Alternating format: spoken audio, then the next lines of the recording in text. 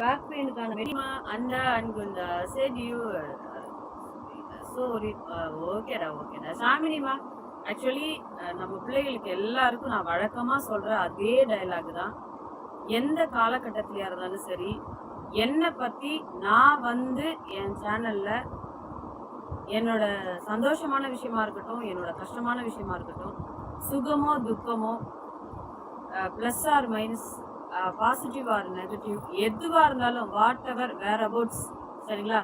என்னோட வேர் அபவுட்டை நான் வந்து சொல்லாம யார் அதை பத்தி என்ன பேசினாலும் அதுக்கு நான் பொறுப்பாகவே முடியாது. நான் ஏற்கனவே சொன்னதுதான். இந்த உலகத்துல என்னைக்காவது ஒரு நாள் வாய் திறந்து உண்மையை பேசியிருக்குமா அந்த குரூப்னா இல்ல, சரிங்களா? இன்னொரு விஷயம், ஒரு விஷயத்த பலவாறு திருச்சி சொல்றது, அப்படியே அப்படியே அப்படியே அப்படியே அப்படியே அப்படியே அப்படியே அப்படியே அதுல வந்து பிஹெச்டிக்கு மேல எதுனா இருந்தா அதை கூட போட்டுக்கலாம். என்னை பொறுத்த வரைக்கும் நான் சொல்றது, நல்லதோ கெட்டதோ எதுவா இருந்தாலும் என்னை பத்தி நான் என்ன சொல்றேனோ அதுதான் உண்மை. என்னை பத்தி நான் சொல்ற வரைக்கும் கண்டிப்பா நம்ம ஃப்ரெண்ட்ஸ் வந்து அமைதியா இருங்க. எதுவா இருந்தாலும் நான் தான் சொல்லுவேன்ல, இன்பம் துன்பம் எதுவென்ற போதிலும் நான் வந்து இறைவனின் எம்பெருமான் சிவனின் கைப்பாவை. ஸோ அவர் என்னை ஆட்டுவிக்கிறாரு, நான் ஆடுறேன் அப்படின்னு தான் நான் எடுத்துக்குவேன். நான் ஒரு பொம்மை மாதிரி, அவருடைய பொம்மை. ஓகேவா? ஸோ எது நடந்தாலுமே நான் வந்து கடவுள் மேல பாரத்தை போட்டுட்டு போறவ தான் நான். ஸோ நான் வந்து சொல்லாம என்னை பத்தி இல்லாத போலாதெல்லாம் சொல்றது, அடிச்சு விடுறது, இதுக்கெல்லாம் நம்ம என்ன பண்ண முடியும்? இந்த மாதிரியான விஷயங்களுக்கெல்லாம் நான் டைம் ஸ்பெண்ட் பண்ணுவேன்னு நினைச்சிட்டுலாம் கிடையாது. நான் ஏற்கனவே சொன்னதுதான். எனக்கு வந்து போலீஸு, கோர்ட்டு, கேஸு இதையும் தாண்டி ஃபேமிலி, ஃப்ரெண்ட்ஸு, கமிட்மெண்ட்ஸு, என்னோட எஜுகேஷன், என்னோட ஒர்க்கு அப்படின்னு நிறைய விஷயங்கள் இருக்கு. ஒரு நிமிஷம் மக்களே, விஷயம் நிறைய இருக்கு. நான் எல்லா விஷயங்களுக்கெல்லாம் நான் டைம் ஸ்பெண்ட் பண்ணுவேன்னு நினைச்சிட்டு நான் ஏற்கனவே சொன்னதுதான். எனக்கு வந்து போலீஸு, கோர்ட்டு, கேஸு இதையும் தாண்டி ஃபேமிலி, ஃப்ரெண்ட்ஸு, கமிட்மெண்ட்ஸு, என்னோட எஜுகேஷன், என்னோட ஒர்க் அப்படின்னு நிறைய விஷயங்கள் இருக்கு. ஒரு நிமிஷம் மக்களே,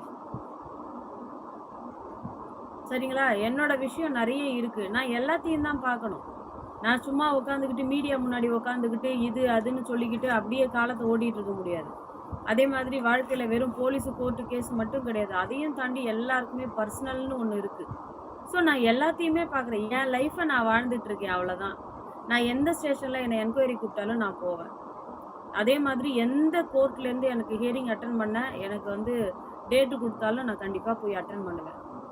நான் வெளியில் இருக்கிறேன், உயிரோடு இருக்கேன்னா கண்டிப்பாக போலீஸுக்கும் சட்டத்துக்கும் என்ன ஃபார்மாலிட்டிஸ் இருக்கோ அதை கண்டிப்பாக நான் ஃபாலோ பண்ணுவேன். இது என்ன இன்னைக்கு நேற்று நான் என்கொயரிக்கு போகிறது வரதெல்லாம் 3 வருஷமாகவே அப்படி தானே போயிட்டுருக்கு. 3 வருஷமாகவே என்னை ஒரே ஒரு சாத்தான் உட்காந்து அடி அடின்னு அடிச்சுட்டு தானே இருக்குது. அந்த ஒரு சாத்தானுடைய அடிமைகள்லாம் இப்போ ஒன்று சேர்ந்துருக்கு, அவ்வளோதான் விஷயம். இது வந்து எனக்கு இன்னைக்கு நேற்று பார்த்தது இல்லை. ஸோ நான் என்னோட கமிட்மெண்ட்ஸ், என்னோட லைஃப்பை நான் வாழ்ந்துட்டுருக்கேன், அவ்வளோதான். இன்னொன்று, என்னோட லைஃப் எல்லாத்தையும் நான் வந்து இங்கே மீடியா முன்னாடி சொல்லணும் அப்படின்னு எனக்கு ஒன்றும் அவசியமும் இல்லை. நான் அதை சொன்னதும் கிடையாது. இதுங்க எப்போ பார்த்தாலும் எதையாவது ஒன்று சொல்லிக்கிட்டே தான் இருக்கும். யாரை பற்றியாவது ஏதாவது ரூமர்ஸ் கிளப்பலன்னா சோத்துக்கு வழி இல்லை அப்படின்னு ஆகும் பொழுது, சோத்துக்காகவே இந்த மாதிரியான அசிங்கங்கள் எல்லாம் செய்யணும்னு முடிவு பண்ணதுக்கப்புறம் அந்த மாதிரிப்பட்ட பீப்புளுக்கு எதுக்கு ரெஸ்பான்ஸ் பண்ணணும்? வேண்டாம், சரியா? ஸோ நான் வந்து எனக்கு ஹெல்த் இஷ்யூன்னு ஏற்கனவே சொல்லியிருக்கேன், எனக்கு பேக் பெயின்னு ஏற்கனவே சொல்லியிருக்கேன். ஸோ அந்த பேக் பெயினுக்கான மெடிசன்லாம் கூட நேற்று போய் டாக்டரை பார்த்து அந்த அந்த கவர் எங்கள் இன்னொரு கவரு பேக் பெயினுக்கு உள்ளது. இப்போ இதெல்லாம் வந்து நான் ஸ்கின்னுக்காக நேற்று காமிச்சு டாக்டர்கிட்ட வாங்கினது, சரிங்களா? இதெல்லாம் வந்து என்னோட ஸ்கின்னுக்காக டாக்டர் கொடுத்தது, ரெக்கமெண்ட் பண்ணது. இது வந்து இந்த சோப்பு தான் போடணும்னு சொல்லியிருக்காங்க. அது போக பார்த்தீங்கன்னா கேப்சியூல்ஸு கொஞ்சம் இந்த முதுகு வலிக்கு இருக்குது, அது இந்த கேப்சூல்ஸ்லாம் கொஞ்சம் கொடுத்துருக்காங்க.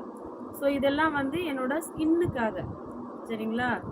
அது போக என்னோட முதுகு வலிக்காக சில மாத்திரைகள்லாம் வந்து தனியாக கொடுத்துருக்காங்க. இங்கே தான் இருக்கு.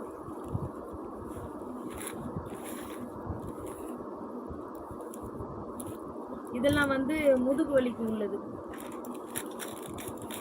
ஏதோ சுசிமா முதுகு வலின்னு ட்ராமா போட்டுக்கிட்டு இருக்கா அப்படி இப்படின்னுலாம்.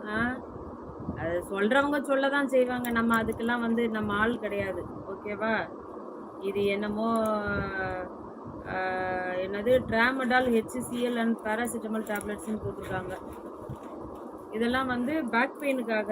ஸோ இதை வந்து ட்ரையல் பாருங்கள், எப்படி இருக்குன்னு பார்த்துட்டு அப்புறமா சொல்லுங்கள் அப்படின்னு சொல்லியிருக்காரு டாக்டரு.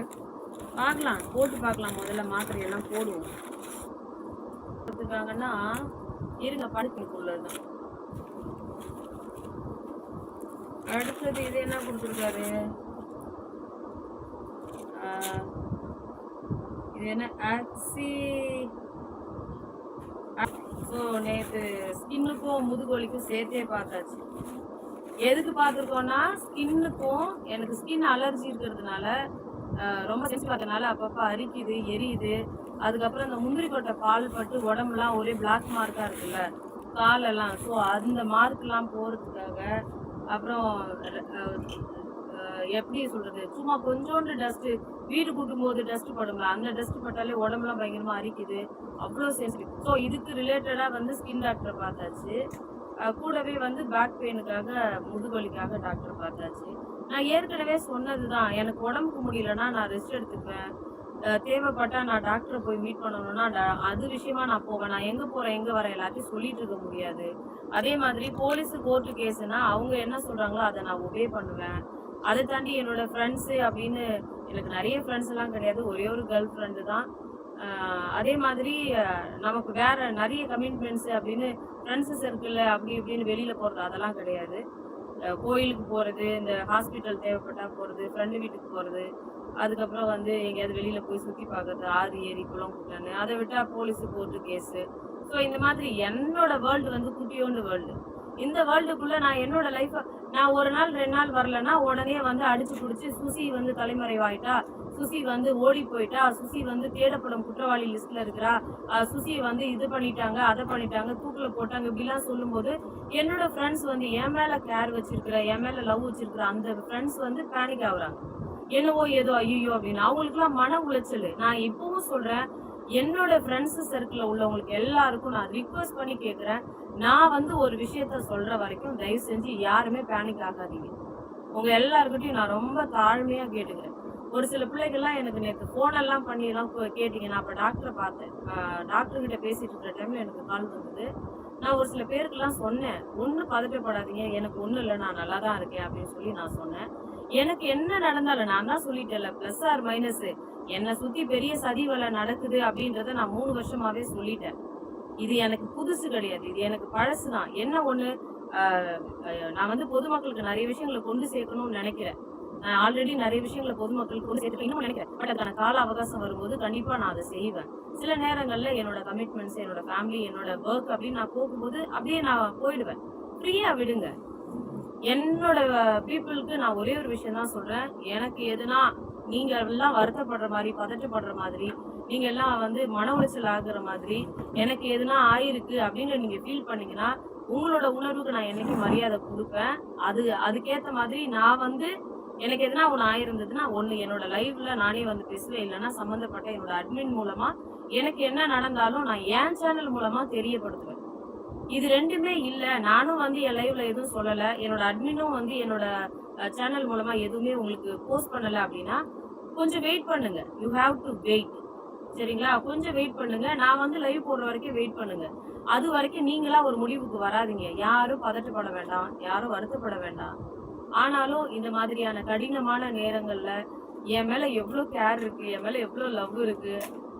தமிழ்நாட்டு பிள்ளைங்க மட்டும் இல்லாம கேரளால உள்ள பிள்ளைகள், ஈவன் பெங்களூர்ல உள்ள பிள்ளைகள், என்ஆர்ஐ பிள்ளைகள். So I'm so happy. ரொம்ப என்ன சொல்றது, ஃபீலிங் பிளஸ்டு அப்படின்னு சொல்லுவாங்களா, அந்த மாதிரி ரொம்ப பிளஸ்டா ஃபீல் பண்ணேன். எனக்காக எவ்வளோ உறவுகள் எவ்வளோ இறங்கி வந்து எவ்வளோ ரிஸ்க் எடுத்து எவ்வளோ கேரிங்கோட இந்த மாதிரி ஒரு கடினமான நேரங்கள் இந்த மாதிரி நிறைய நல்ல மனிதர்களை எனக்கு அடையாளம் காட்டுது. அதாவது நமக்கு கஷ்டம் வரும்பொழுது நம்மளை விட்டு எல்லாரும் ஓடி போவாங்க அப்படின்னு தான் நம்ம கேள்விப்பட்டிருக்கோம். ஆனா எனக்கு ஒரு கஷ்டம்னு வரும்பொழுது எல்லாருமே துணிஞ்சு என்னை வந்து அப்ரோச் பண்ணி எனக்கு என்ன ஆச்சு ஏதாச்சுன்னு தெரிஞ்சுக்கிட்டு எனக்காக வந்து பேசுறது, எனக்காக ப்ரே பண்றது, எனக்காக உனக்கு என்ன ஹெல்ப் வேணும் சொல்லு அப்படின்னு சொல்றது.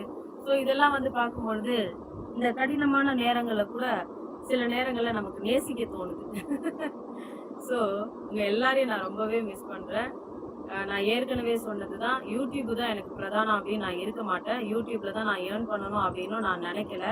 அப்படி நினைச்சு வந்ததெல்லாம் ஒரு காலகட்டம். பட் அதுக்கான தளம் எனக்கு வந்து இது செட் ஆகல அப்படின்னு நானே புரிஞ்சுக்கிட்டேன்.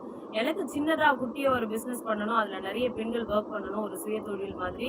அவங்கவங்களுக்கான ஃபேமிலி இன்கம்ம வந்து அந்த பிசினஸ்லேருந்து எடுக்கணும். நான் அப்படிலாம் தான் பிளான் வச்சிருக்கேன்.